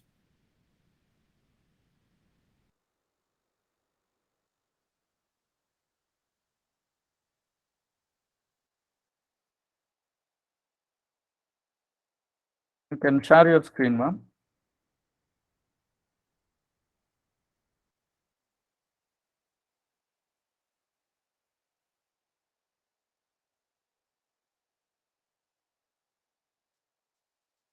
Are you able to share it, ma'am? Yes, sir. Yes, sir.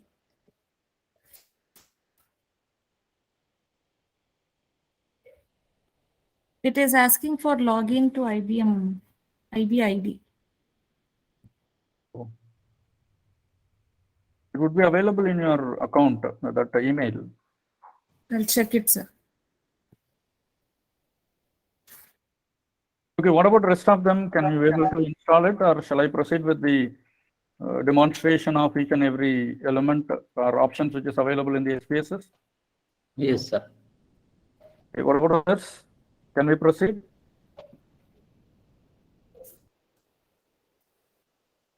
Okay. I think my email ID itself is a login ID, sir. I'll try once. Yeah, yes, madam. You type your email ID.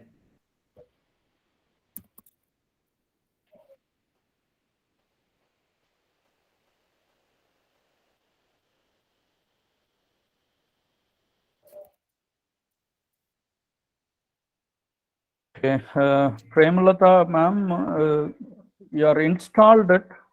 Now you have downloaded the software. Sir, I'm trying to download, but it's not happening here, sir. Okay, no issues, ma'am. You just follow it up. And then you can download it and get it ready by tomorrow. Because Yes, sir. the spending time on this, it is not advisable. That's what, sir. I'll do it, sir, later. Okay, Thank fine. you. Ma'am, I will start. Okay. You stop sharing on your screen. Yes, sir.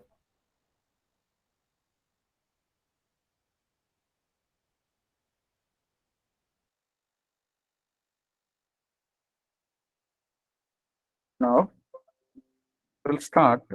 Okay, I think is my SPSS window is visible? Yes, sir. Okay, I have some issues with my monitor, especially the screen. On left side, you can see that. Okay, so I'm minimizing my screen, the SPSS window, how it is going to happen, and all I'm going to tell you. First thing it is, okay, whenever we are going to start the data entry, there are two methods actually. One, it is directly I can import data from any document, okay, either a text or with any other method, or I can create it. First process, we will go to the data entry. For example, normally we will have any question or any questionnaire, we will take it. It is going to be name. Okay. This option, it is speaks about, let me zoom in so that it would be visible to all, numeric. Okay. This is very important when it comes to the defining of the variable type. Okay. When I want to, my variable, it is a name, what type of variable it is? Actually, it is something like a string. String means text. Then you can define it, how many characteristics you need, which means how many letters you can type it. Just click OK. So when you click OK, then immediately the width decimal is going to be there. This particular thing, label, speak about name of the respondent, for example, in detailed one. Why we need to type this label? It is this label, whatever you're typing, it is going to be appear in the result on the table. So make sure that you are giving a shortest version of this so that you can able to understand, and the same thing can be copied in your article. Next, this is speaks about the measurement. How you are going to measure this. So for the name, there is no measurement because it is a unique and text data. We are not going to measure it, hence I'm leaving it and everything. So nominal data, however, we are not going to use this. Let us go for the next option. Normally we will go with the gender. So it is a numeric data. There is no doubt about it. Okay, so I'm fixing an decimal. If you want to have, you can. Otherwise, you can remove it. Just click OK. And the width and everything. Let me label it gender of the respondents. Values, you know very well how we can give it. 1 stands for whom. There is no in proper order. Let us say that this is how. Okay. The third one, let us say that others. Okay. When I'm entering this, immediately you can check with the spelling. Now, for example, sir, I don't want to give this particular thing. Instead of that, I will give others means just type it others and change it. That provision we can have, and at any point of time you can change it. That's not a problem. Even if you want to remove that thing also, you can do that. Click OK. As soon as you click OK, this particular variable is configured with the values. Okay, so that it is going to be open. And here by default, no missing values, so we will enable it. Even in case if you want to give some missing values, you can entertain it, but it is not advisable. If missing values is there, means we can analyze it and we can identify it with the things. Now this is very important one, the measurement. How do I measure? Scale is meant for interval and ratio data. Scale. Ordinal, it is an orderly one, and nominal, that must be known to everyone. So this data, it is a nominal data. It is just for an identification. There is no order or maybe an inferiority or superior things and all. So it is better we can give it. Let me go to the some other variable. Let us go to this question, likeliness, for example. Excuse me, sir. Yes, please. Sir, in your screen now you could see some volume. Yes. But I told you, sir, that I have some issues. So I have minimized my screen. Now it is visible to you probably. Yes, sir. Yes. Likeliness, for example. Okay. Likeliness. I'm going to keep it maybe numeric only. Now, let us say that, do you like coffee, for example? This is a question. It is a dichotomous question. Okay. Whereas you will have yes or no, or maybe truth and false, something like that. Only it is going to happen. Again, here also, we are not going to have any impact. Okay. Just typing it. Even I can put 0 as no. This is all about simply coding, actually. You know, when you've done it, then immediately you will be able to have this particular thing. Okay. And let us say that, sir, I wanted to have a ranking. Okay. Rank order scale. Preference, for example. Okay. A numeric value, again, I'm giving. Here, TV channel preferences, for example. Channel preferences. The data, again, what we are going to do with it is we are going to give, okay. Again, there is no particular order, but we will give it. For example, one it is DD 2000. The second one, let us say that star network. Third one, it is going to be Z network. Okay, where is that? Z network. Fourth one, let us say that Sun network, and so on. It is going to happen. Now, what we are doing it is we are just categorizing it, but however, we are going to rank it. When your question it is, you want to understand which TV channel it is preferred by most of the respondent. By the time, instead of nominal, you need to give ordinal. Okay. So this is the change actually. When I am going to very particular about what is required, accordingly only I have to go for it. This is an ordinal scale. Let us say that same preference, okay,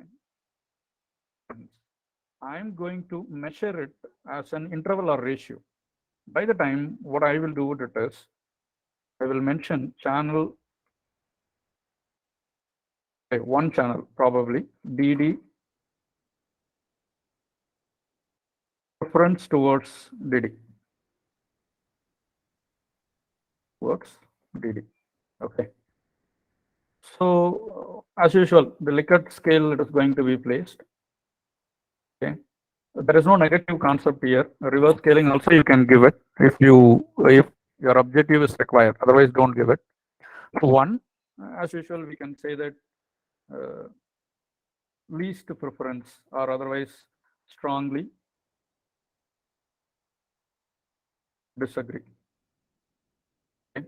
Second thing, disagree. Now this scaling must be very clear. Why? Because to reverse it, then the outcome and the model it is going to be very difficult. Three, let us say that neither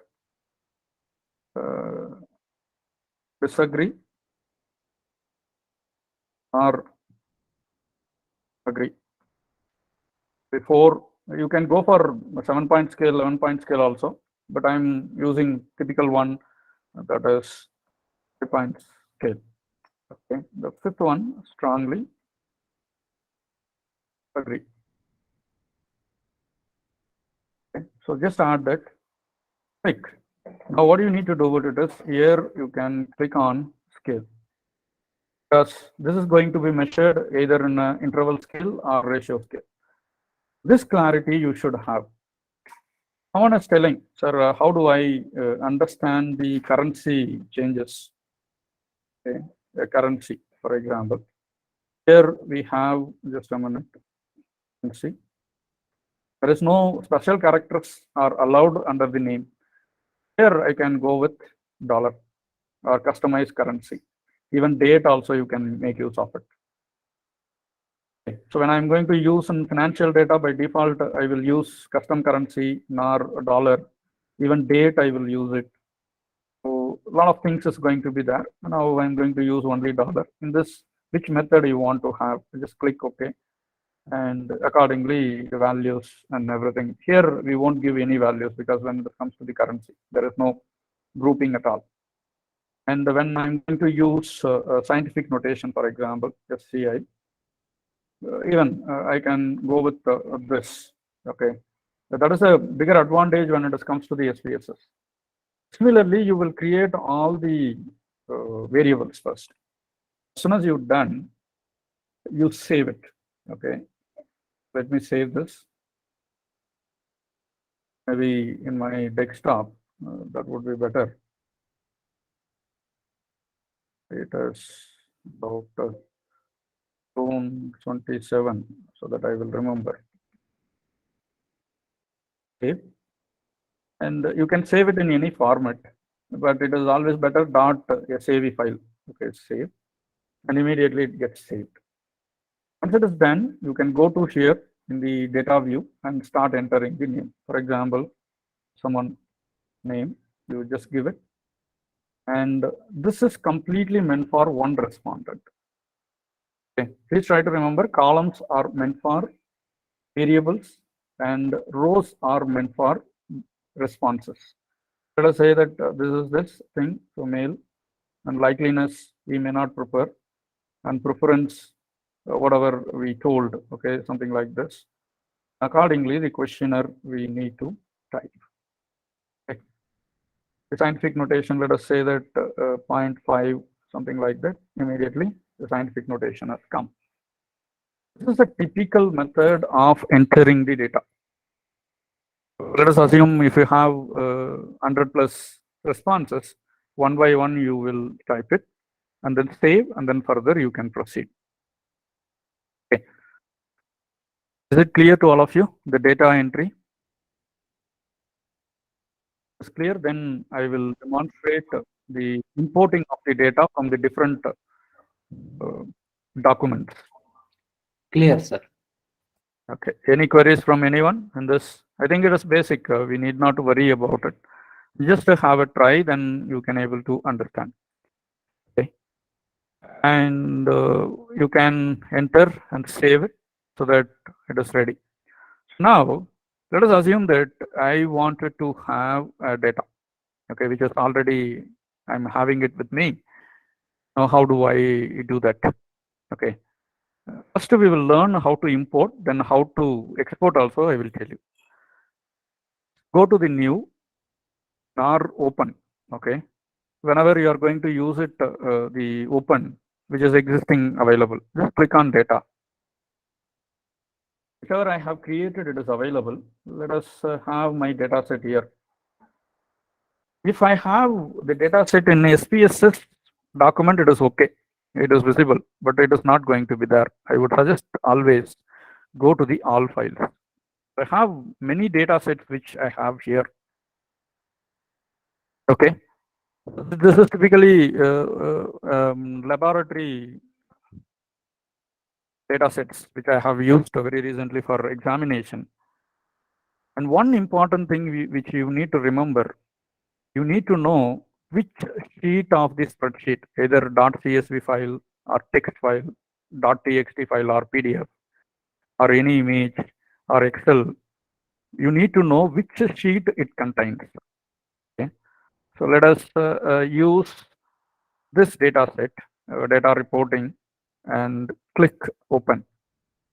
Immediately, what happens, you will lead to the another dialog box. Okay. Here you have, it will ask you whether should I read the variables from the first row of the data or not. Just give yes only, by default it will come. Here you can define worksheet. This particular Excel sheet has only one sheet, hence it is taking. So maximum width for the string columns, it has been created. Even if you want to reduce it also, you can create. For example, sir, I don't want to have complete data set here. Do I can give a range? Yes, of course you can give it. There is no doubt about it. Just click OK. Immediately the data set will start loading on it. This is the imported data set. This is the imported data set. We'll go to the variable view. Okay. So demographic variables are there. The string values and everything, it is loaded. Only thing it is, you need to customize this variable view according to the data set which you have. Okay. That is very important. Unless or until if you are not going to customize it, then the data view, you may not be able to process it. You can see that the demographic data, it is there, the states are there, unemployment data is there, cost of living data is there, population is there, and all other things you need to create it.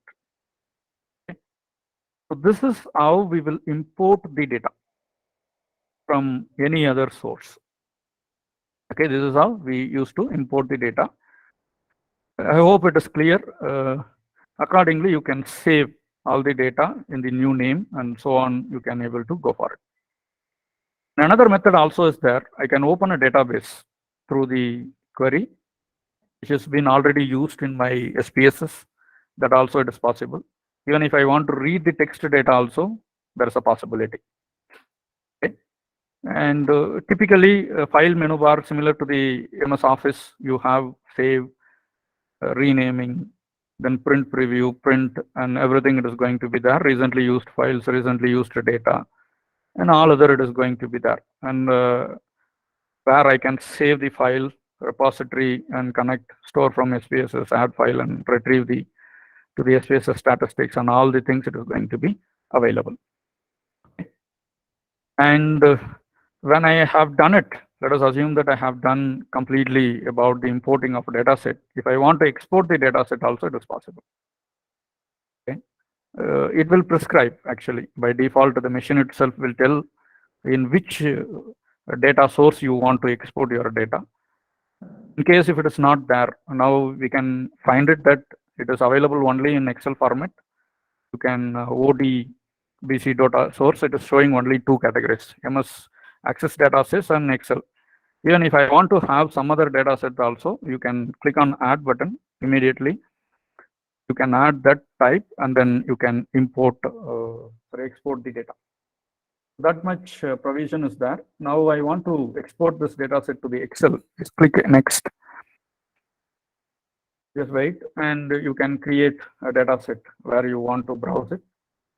Okay, and click OK. Then immediately server, it is going to be changed, and accordingly you can do into this particular thing.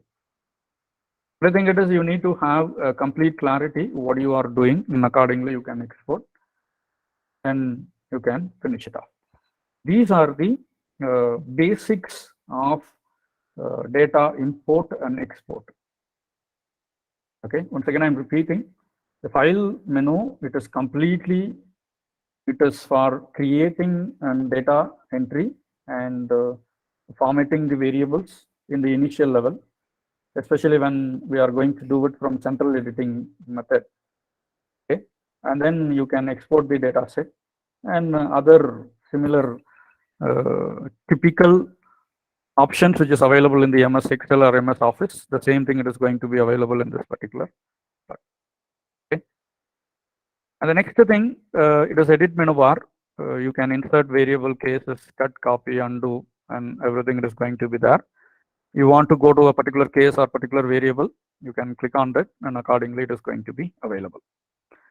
Okay, so before coming to the next session, that is from tomorrow, what I am expecting it is, you can refer these three menu bars closely and have some idea about these three menu bars, so that you can start working on the SPSS, how the project, the data analysis can be done. Okay, one, it is data menu bar, transform menu bar, and analyze menu bar. Okay, that's it from my end for the day. If you have any queries, we can spend for another 5 to 10 minutes. Over to host. Thank you, sir. Any queries or Sir, we have a question from Anand Kumar. yes? So please tell us how to customize the imported data. Okay.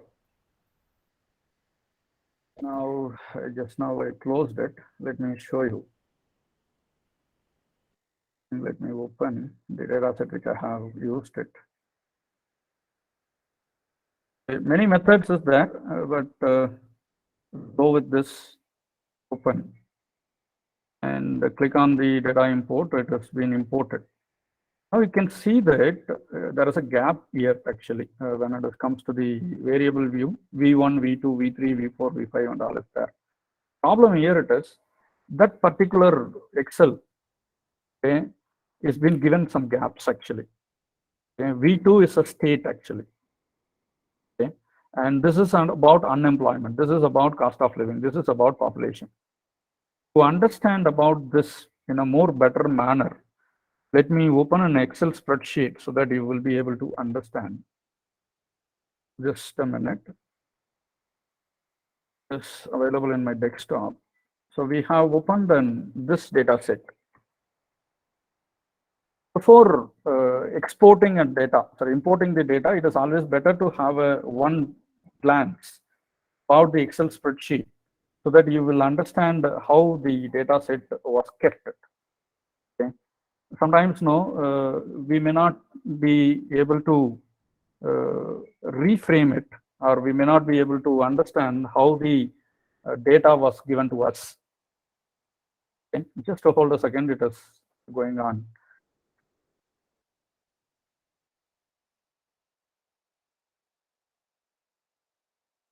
It is opening because I have some solver add-ins. It takes some time.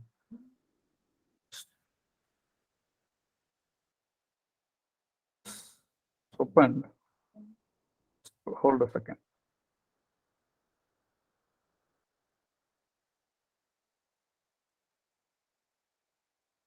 Now you can see that. Is it visible? Okay. Yes, it is visible. Now Yes, you sir. can Yes. see that what happens here, it is first row. Actually, by default here, we need to have the variable names. But the data set which I have, it is not having anything. It is this is, and second thing only, it is having some, and row only having the title of the variables. Am I correct? Okay. So either I can delete it here itself, format it properly, then I can import, nor you can directly go to that and accordingly you can do that. Now what I'm going to do, it is already have done it, hence I don't want to disturb that. Okay, so I will delete these two rows. Clear, and make sure that you are clearing it. Okay, now everything is happened. Now go to this variable view and go back to the Excel. What is the first option? It is metropolitan area. Okay, metro. This is a string data or what? This is a string data. So let it be there. Here I will type it. But when you keep the variables in the first row, it won't happen. It will come detect automatically. Okay, metropolitan. Okay. Now it is a string value, hence I'm not going to give any values here. Let it be there. The second one, what is the second one? It speaks about state. So let me type it as a state. Again, this is also comes under string value. This is also comes under string value. Let us go for it. And again, values will not be there. Okay. But one thing I can do, it is I can give values for each and every category. For example, the one category of state, they have mentioned AK. At 2 AL. And I can do that. Okay. Similarly, it is a nominal data. And when you go for the third one, it is unemployment rate, it is in percentage. We can say unemployment is going to be unemployment. The customization, it is completely all about the values, label, and the measurement scale, how you are going to measure it, nothing else. Okay, that is what we are going to do it. Here there is no percentages, directly we are going for it, but it is not a string value. Okay? It is not a string value, it is restricted numeric, which means integer with the leading zeros, dot, it is going to come. So click OK, and automatically the data is going to be reflected here. Okay. So you can see that the changes is happening in this particular thing. If before that numeric, it is going to be numeric value only, and I can find it out, it is available here. Okay, so all customizations can be done it here, and accordingly you can proceed further on this. Okay. And it is nothing but preparing your data if the things is not in way which you have expected from when you are going to import it.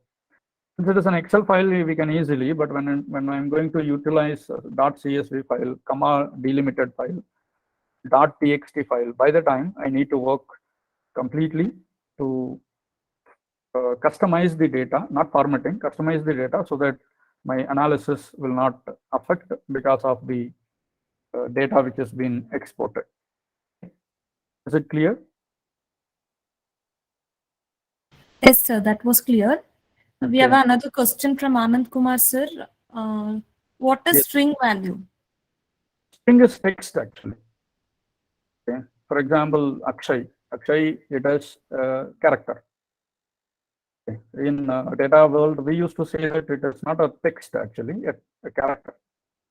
numeric value it is 1, 2, 3, 4 that everyone knew, and this is string means character. Okay? Directly we can make use of it. For example, sometimes the data which you have would have been mentioning that instead of 5, strongly agree directly would have been mentioned. So I can directly utilize it when I'm going to customize that measurement tool as a string value, okay, variable type. So SPSS will automatically consider that as a separate homogeneity subset, and easily we can able to analyze it. It doesn't require any kind of coding. Okay. That too, SPSS version 25 onwards. From that only that text analytics was introduced and add-ins also introduced. So that is what, sir, it is all about the character. Character, no, something Twitter we used to say, no, Twitter characters, that is what it is. I hope it is clear. Yes, sir. Thank you, sir. One of the participants was asking, I lost a question somewhere. So what is the difference between SPSS and Excel?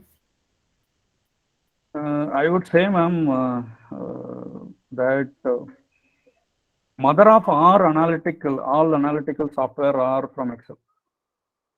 I believe that if you know the complete and thorough knowledge about MS Excel, even we need not to use SPSS. That much advantages is there, but however, some limitations also is there. Okay? And if you know how to incorporate right add-ins and packages in SPSS as well as in Excel, it is thing. And for basic papers, something like what do you call without mediation effort, if I want to do some relationship analysis, analyzing the association, analysis of variance, fundamental things we can do it with the Excel, but advanced level we can't do it. That is why the SPSS plays a vital role actually. Okay, the complex data we may not be able to handle it with the Excel. For the decision oriented or inferential related statistics. But for the visualization, still we can say that Excel is far better than SPSS now. MBA level or maybe even primary papers, we can finish it with the Excel only. The mother of all analytic softwares, statistical softwares, it is from MS Excel. And for your information, MS Excel, it started with coding only initially. Okay, as I've shown you in the syntax, no. Similarly, MS Excel also have coding method, but we normally think it is something like a calculation document. Okay, so that is what I would suggest that you familiarize with both. Okay, that is the thing. Yes, sir. Thank you, sir. So, dear participants, if you have any other queries, kindly put it in a chat box. Yes, sir. We have another question from Uday Bansing. Yes. If I take a matter from my own book for writing another book or research paper, then will it be plagiarized? Yes, of course, self-plagiarized. They're not supposed to. You can quote, you can cite your article, that will become a self-citation. Nowadays, people are not entertaining that. And you can present it in a different manner. You can't copy and paste it. That becomes self-plagiarism. And moreover, any institution will not agree with that. Okay? Yes, sir. Revati ma'am is asking for a feedback link. Ma'am, the feedback link will be shared on the last day of the workshop, that is on the 5th day. So if you fill the feedback link on the 5th day, your e-certificates will be provided you attend all 5 days program. So any other queries, dear participants? One thing from my end, Yes. it is recorded, no? Okay. The session has been recorded, so we will be sharing the YouTube link on the last day. Okay, okay, ma'am. For me also, it is required. That's why. Yes, sir, we will do that. Yes. Any more queries? Please share this PPT today itself so that we can practice the remaining part.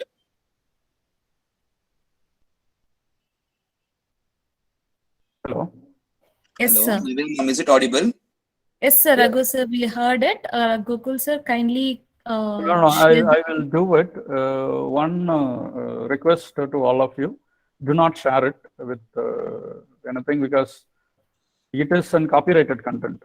Okay, sir. Not for just a use to prepare for the next classes. That's all. Now, however, we will send it as in PDF only. Okay, uneditable PDF, so that you can use it and then we can do that. Okay.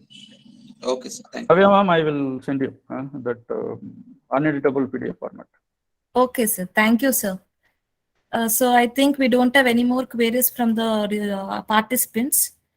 So yes, most of the participants are thanking you for the wonderful session, sir. I must tell this, you have explained us from the scratch. Basically, from how to install the Spss software, you have taught us, and I could successfully install the software in my laptop, sir. So thank you for that. Yes. The recordings and the PPTs will be provided, sir. Okay. Yes, so thank you for sharing the highlights of the research.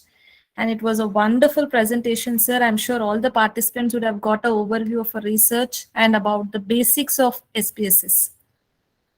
Once again, I thank you, sir. Okay, ma'am. We'll catch you in the tomorrow. Yes, sir. I thank all the participants for your active participation. And we will wind up the session for the day and we will join back tomorrow exactly at 5:30.